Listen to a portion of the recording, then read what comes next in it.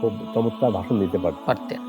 এজন্য আহলে এলেম বা পরবর্তীতে ওনাকে খতিবুল আম্বিয়া এই নামে অভিহিত করা হয়।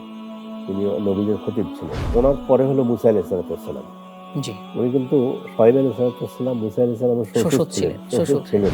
প্রচন্ড এক আওয়াজের মাধ্যমে, বিকট আওয়াজ। বিকট আওয়াজের মাধ্যমে আল্লাহ রাব্বুল আলামিন তাদেরকে একেবারে নেস্তে নাবুদ করে দিলেন, ধ্বংস হয়ে গেল।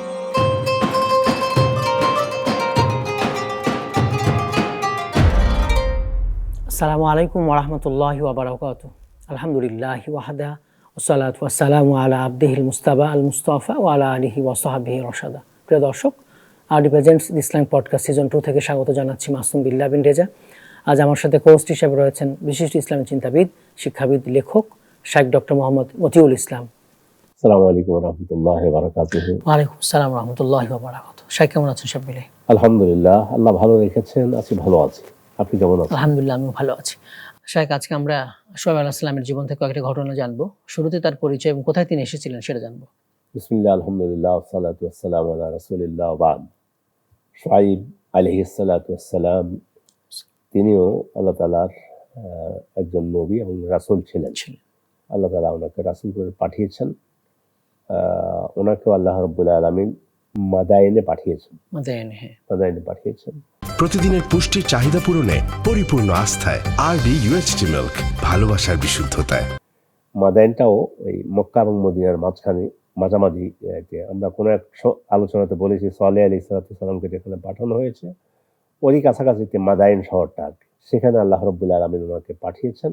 ওনার বৈশিষ্ট্য ছিল যেটা বলা হয়েছে ওয়াসফু শুআয়ব আলাইহিস সালাম, কি ওয়াসফে শুআয়ব আলাইহিস সালাম। উনি খতিব ছিলেন, ভাষণ দেয়া খুব চমৎকার ভাষণ দিতে পারতেন। এজন্য আহলে এলেম বা পরবর্তীতে ওনাকে খতিবুল আম্বিয়া এই নামে অভিহিত করা হয়। তিনি নবীদের খতিব ছিলেন। নবীদের খতিব নবীদের মধ্যে খুতবা দেওয়ার দিক থেকে উনি সবচেয়ে উত্তম ছিলেন আর কি, পারদর্শী ছিলেন খুতবা দেওয়ার মধ্যে। ওনার পরে হলো মুসা আলাইহিস সালাম। জি। উনি কিন্তু শুআয়ব আলাইহিস সালাম, মুসা আলাইহিস সালামের শ্বশুর ছিলেন। মুসা আলাইহিস সালাম মিশর থেকে মাদায়েন পর্যন্ত আসলেন। বিষয়টা এমন না যে 4-5 কিলোমিটার পরে গিয়ে ওনাকে পেয়ে গেছেন। কোথায় মিশর আর কোথায় মাদায়েন। তো এখন তো আজকের হিসাবে আমরা যদি এখন বলি, এখনকার সময় এখন মানুষ বুঝবে সহজে কোথায় সে মিশর আর কোথায় সে সৌদি আরব। সৌদি আরবের মদিনা থেকে তাবুক প্রায় 900 কিলোমিটার দূরত্বে। শুআয়ব আলাইহিস সালাম তিনি দাওয়াত, প্রত্যেক নবীর সর্বপ্রথম দাওয়াত হলো তাওহীদ। ইয়া কওমি ইবুদুল্লাহ মা লাকুম মিন ইলাহিন গায়রুহু। প্রত্যেক নবীর একই কথা ছিল। তো তিনি এসে তার জাতিকে দাওয়াত দিয়েছেন। সর্বপ্রথম তিনি সমাজ সংস্কারের মধ্যে কিছু মন দিয়েছেন। সেই সমাজ সংস্কার বলতে ওই সমাজের লোকগুলো মাপ ঝোঁকে কম দিত, ওজনে কম দিত, মানুষকে ঠকানোর চেষ্টা করতো, ইত্যাদি ইত্যাদি। তখন তিনি তাদেরকে এসে দাওয়াত দিলেন, ইয়া কওমি আউফুল মিকিয়াল ওয়াল মিজান ওয়ালা তাবখাসুন নাসা আশিয়াহুম। তোমরা মাপ ঝোঁকে দাঁড়িপাল্লা দেওয়া হোক আর টুকরিতে করে মেপে দেওয়া হোক, কোন অবস্থায় মানুষকে কম দিও না।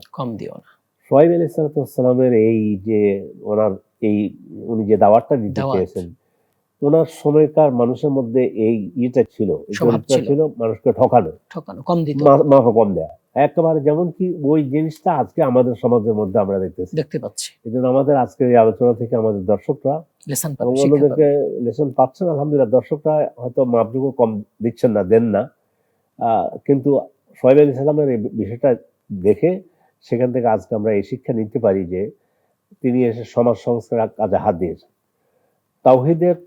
তাওহীদ ব্যতীত অন্য কোনো আমল এটা নবীর এটা হইতে পারে না।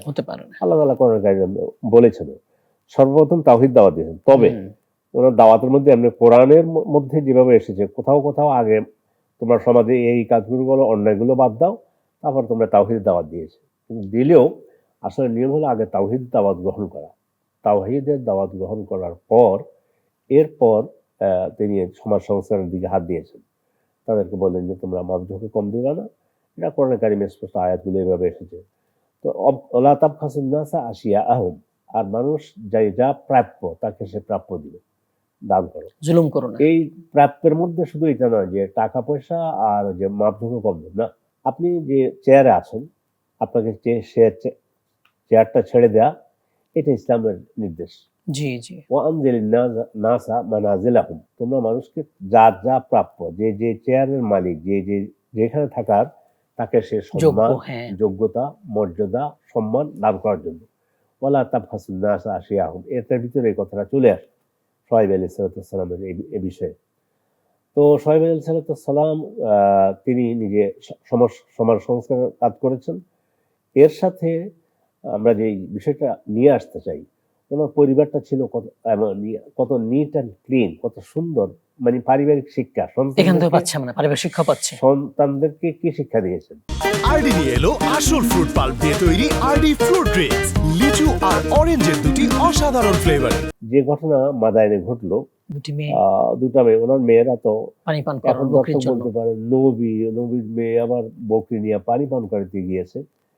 এটাই ধরে নিতে হবে, নবী রাসূলদেরকে আল্লাহ মানুষ থেকে পাঠিয়েছেন এবং তার সমাজের সাথে ওতপ্রোতভাবে জড়িত। এবং উনি তখন তো বয়স্ক, তখন কে পানি পান করে বকরিদেরকে? হ্যাঁ, বৃদ্ধ বয়সে, মেয়ে ছাড়াও কেউ নাই। হ্যাঁ, তো ওনার পরে কিন্তু মুসা আলাইহিস সালাম, তো মুসা আলাইহিস সালাম মানে মাদায়েনে গেল। জি। সেখানে গিয়ে তিনি একটা বৃক্ষের নিচে আশ্রয় নিলেন। অনেক সফর করেছেন, অনেক সফর। সুবহানাল্লাহিল আযীম। এখানে চলে আসা মানে এখন মিশর থেকে কিন্তু সৌদি আরবের তাবুকের কাছাকাছি চলে আসছে উনি। সেই তো তাবুকে, ওই তো মাদায়েনে এসেছেন আর কি। তো এখানে তো মাদায়েনে মুসা আলাইহিস সালাম আসলেন, ফেরাউন যখন তাকে তাড়িয়ে দিল, মিশর থেকে, হ্যাঁ মিশর থেকে তিনি এখানে চলে আসছেন। এখন এটা আল্লাহ তাআলা জানেন, মানে তখন কিভাবে সহজ করে দিয়েছে এই যে আশাটা। এখন তো দর্শকরা বুঝলো যে জায়গাটা খুব মানে মানে দূরত্বটা খুব একটা কম না। মিশর থেকে সেই সৌদি আরব চলে আসে, তাকদীরে ভাবে লিখে আছে এখানে আসবে, বিয়ে শাদী করবেন। হ্যাঁ, আরেকজন নবী এখানে আসবেন। ওনার পারিবারিক শিক্ষাটা মেয়েদেরকে কিভাবে শিক্ষা দিয়েছেন। এক নম্বর হলো, তখনকার সময় পানির অভাব ছিল, মেয়েরা পানি পান করাবে বকরি, কিন্তু তখন ওই পুরুষরা আগে পানি পান করাবে। এই যে পুরুষদের থেকে আলাদা হয়ে থাকা, তারা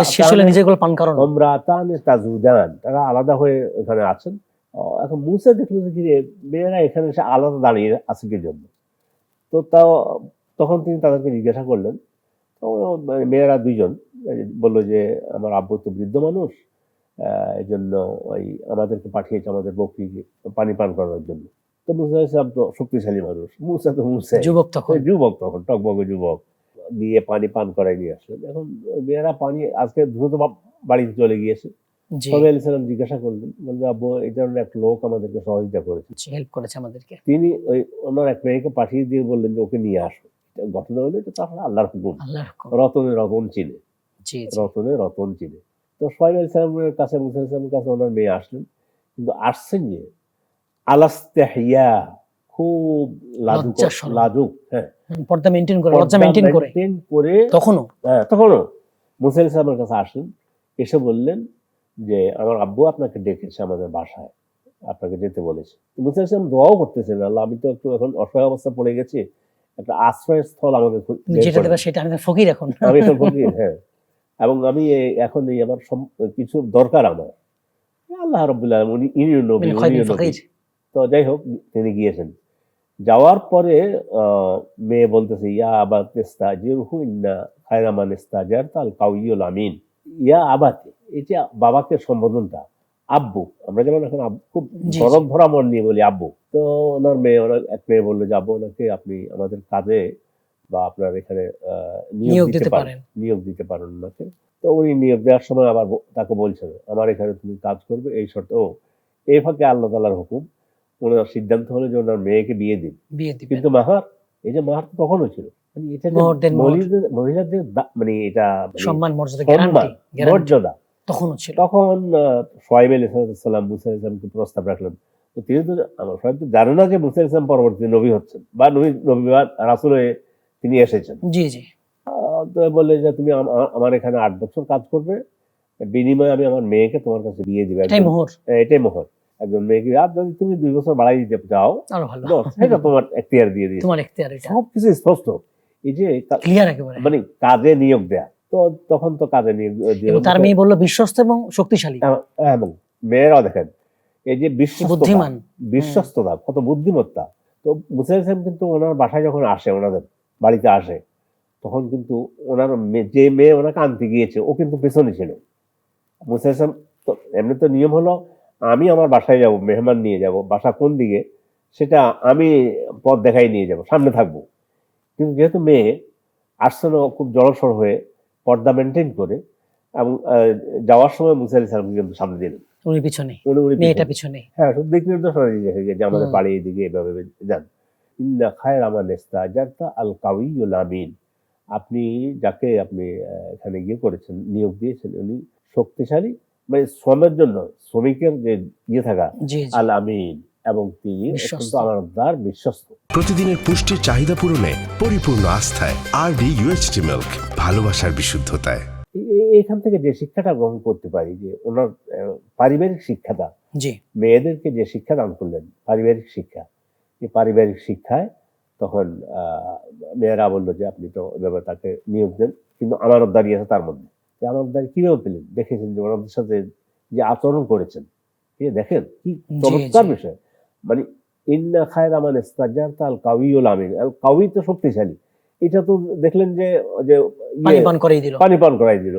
আল আমিন বলতে যেটা বোঝানো হয়েছে যে ওনার কিন্তু পরবর্তীতে আমাদেরকে শুধু এতটুকুই, আমাদের প্রতি একটু দয়া হলো, উনি আমাদের বকরিগুলো পানি পান করে দিল, এরপরে আর আমাদেরকে আর কিছু জিজ্ঞাসা করলো না, কিচ্ছু না। তাইলে বোঝা গেল ইনি আমানতদার, বিশ্বস্ত। এবং আমিন বলতে যে এই যে নারীদের সতীত্ব রক্ষা, সবকিছু এবং এই সমস্ত কিছু, কিন্তু নবী এ মুসা নবী, আলাইহিস সালাম তার চরিত্র এরকম চরিত্র তো নবীওয়ালা চরিত্র। তখনও তো এই জন্য ওখান থেকে তারা বলতে বুঝে গেছে। ইনি কিন্তু আমানতদারও। মানে দেখেন সূক্ষ্ম বিষয়গুলো কেমন। আমি বলতে উনি আমানতদার, ওদের তো কোনো চাকরি করে নাই আগে, কোথেকে জানলেন? এতটুকু আচরণে বুঝে যে গেছে। এইটুকু আচরণে বোঝা গেছে উনি অত্যন্ত আমিন। জি, একটা জি। পলক, একটা দৃষ্টি পর্যন্ত উনি করেনি।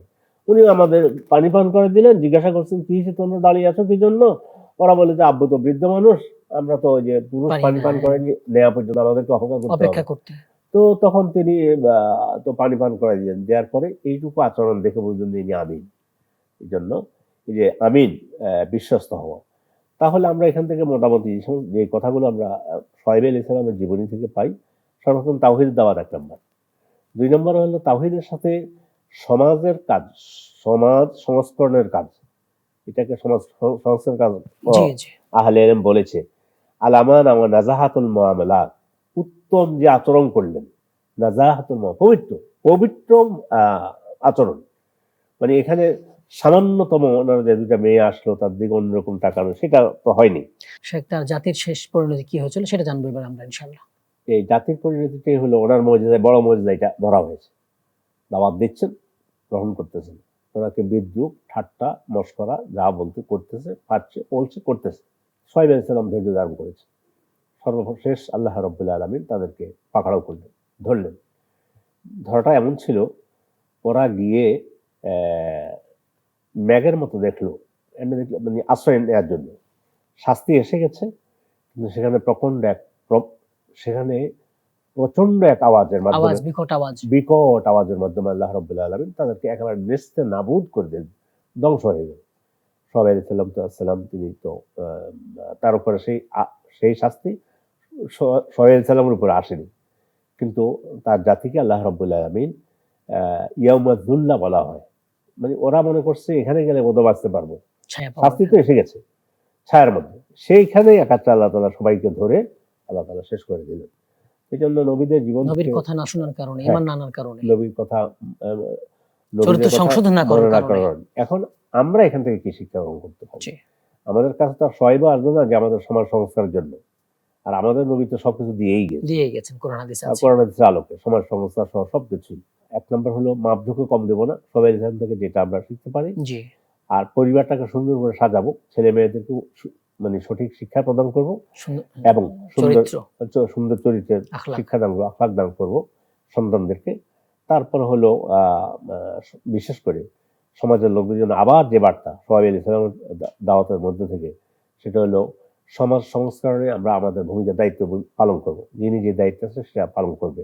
আল্লাহ রাব্বুল আলামিন আমাদেরকে যদি কথা শুআয়ব আলাইহিস সালামের এই আমলটুকু আমরা করতে পারি, যে উনি এসে তার জাতির মধ্যে এই অভ্যাসটা ছিল, মাপঝোঁকে কম দেয়া, জি, জি, এইটা আমরা করব না।